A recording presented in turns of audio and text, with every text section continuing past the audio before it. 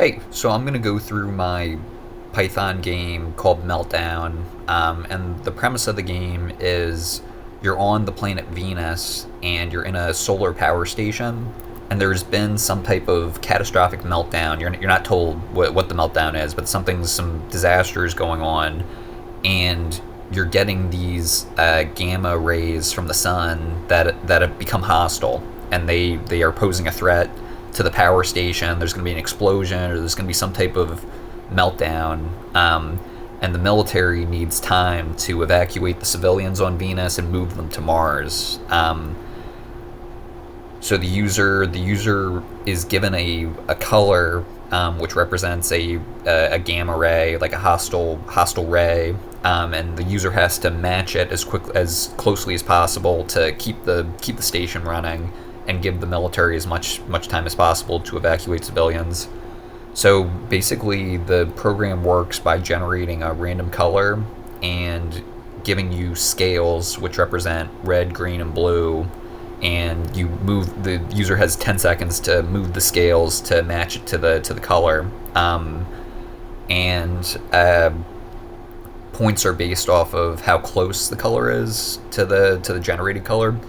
And that wasn't as simple as it would seem, where I thought that you could just take two RGB values and subtract them and then assign like points to that. But it turns out that there's like a formula that I had to research where the difference between two RGB values is sometimes the human perception is different from the just subtracting them. So there's a formula that I found on Wikipedia.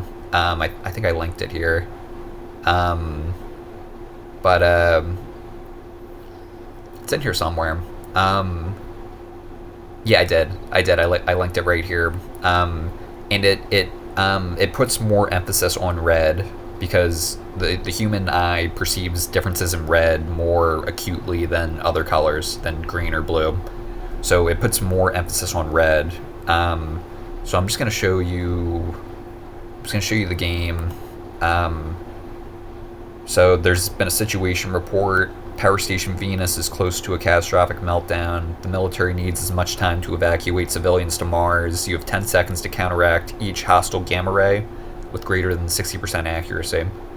So here are some, there's a timer here in the right. There's accuracy, which is how accurate the perceived difference between the two colors is. It's not, you don't just subtract the two colors, you have to put the emphasis on the red.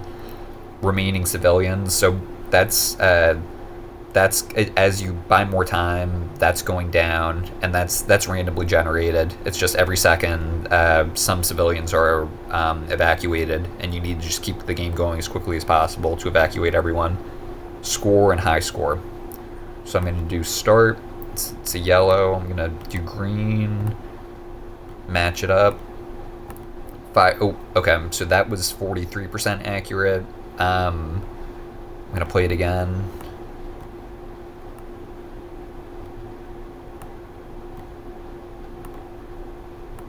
Okay.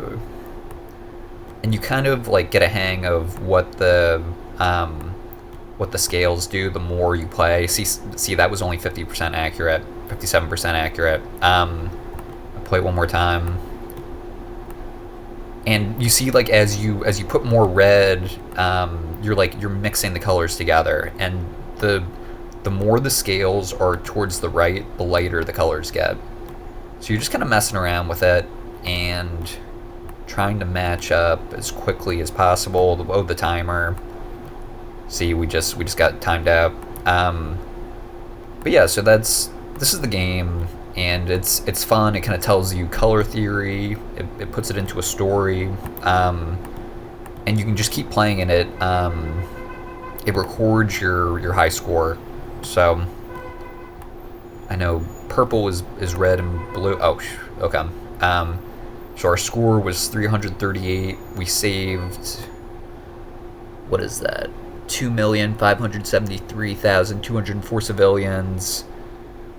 2,426,796 eyes melted into jelly and brains exploded like popcorn before dying a horrible fiery death. So yeah, so that's it. It's just fun. So I'll just run through the code real quick. It uses tkinter, which is Python's GUI module. So the program needs to be displayed in a window that you can interact with buttons, and that's what a GUI is, a graphic user interface. So we have to call tkinter.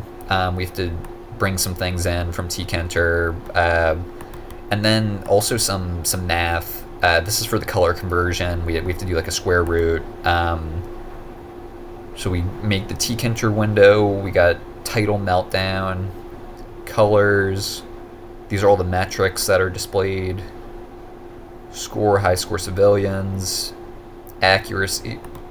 Accuracy had to be put into a list because it combines the previous, so it calculates all the accuracies and gets the. Oh, is that right? I think that it combines all the accuracies and gets the average accuracy. I think. Or it takes.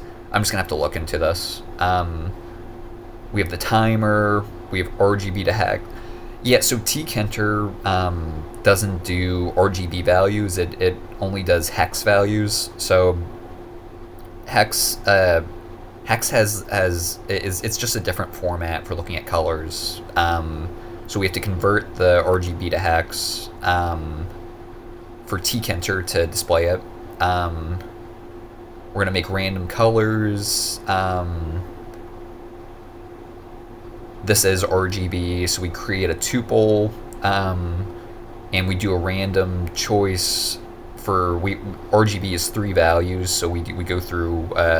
We need 3 numbers. So then it returns RGB and a hex code. We have to update the buttons as we get the scales. As the scale moves, we have to update the. I'm going to show you. We have to update the block on the left as the scale goes. So we have to look at the tkinter scale and get the number, and it goes from 0 to 255 to get the RGB value. Calculate the difference between the colors.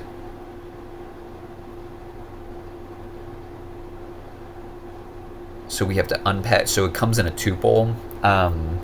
So we have to get all the individual numbers from the tuple. So we just take the variable x, which is a tuple, and we unpack it into red 1, green 1, blue 1, red 2, green 2, blue 2. We're just unpacking them. We're doing the color comparison. You can look up this Wikipedia article, but it basically puts an emphasis on red because humans perceive red more, or we have a more acute sense of red than other colors, so we have to put an emphasis on that.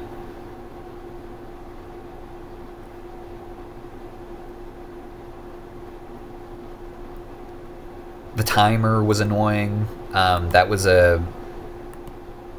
something that, because the timer happens concurrently to the game, so it's like the game is running and the timer needs to be going in the background. So tkinter has its own threading functionality, so you have to tell it, say like, hey, like tkinter has started. We want the timer running in the background and displaying while we're doing stuff, because otherwise computer programs like to do one thing, and then once that thing is complete, then it does another thing. So we need to start a new thread so that it's doing things concurrently, and having the timer go concurrently. So we're setting that up, displaying the points.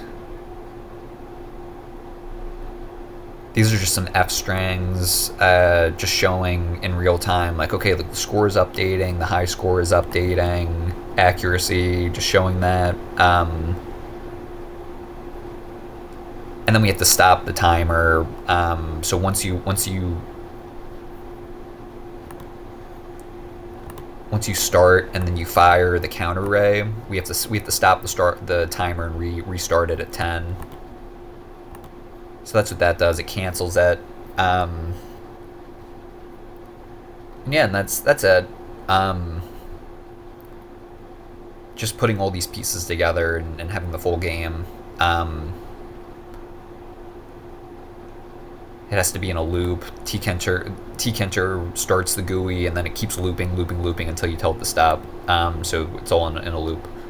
Okay. All right. So thank you for watching.